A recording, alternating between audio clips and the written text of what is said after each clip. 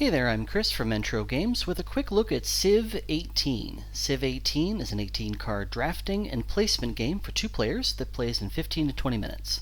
Build your country by drafting and placing cities, buildings, people, and technologies, and score the most points to win.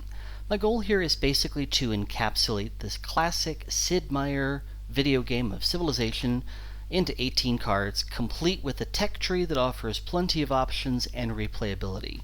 Along the way, you'll build up cultural, economic, and military power, which gives you dominance and lets you break some of the game's rules. To set up, shuffle the deck, flipping some cards to the other side, deal 1 card to each player, and whichever city is on the card becomes your starting city in your country. Lay out the rest of the cards into a 4x4 grid, then the player originally from the bigger city starts the game.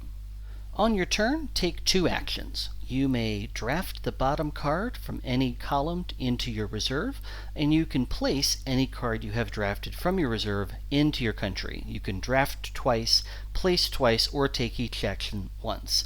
When placing cards, you must do so in a specific order: city, followed by building, followed by person, followed by technology. So for example, I might draft this card into my reserve, and then I can place this card into this city. As you build your country, pay attention to the cultural, economic, and military powers you and your opponents are building up. If you have dominance, or more of a specific type of power, you can break a rule when taking your turn. Cultural power lets you place cards in any order you like. Economic power lets you have more than one of each type of card in your city. And military lets you draft any card in the grid, not just the bottom card from a column. If you lose dominance, you keep what you've built, you just can't keep breaking that particular rule. As you see your opponent bolstering up their power of a specific type, you'll have to choose whether you want to bolster the same type of power, denying them dominance, or go after the other 2 types of power.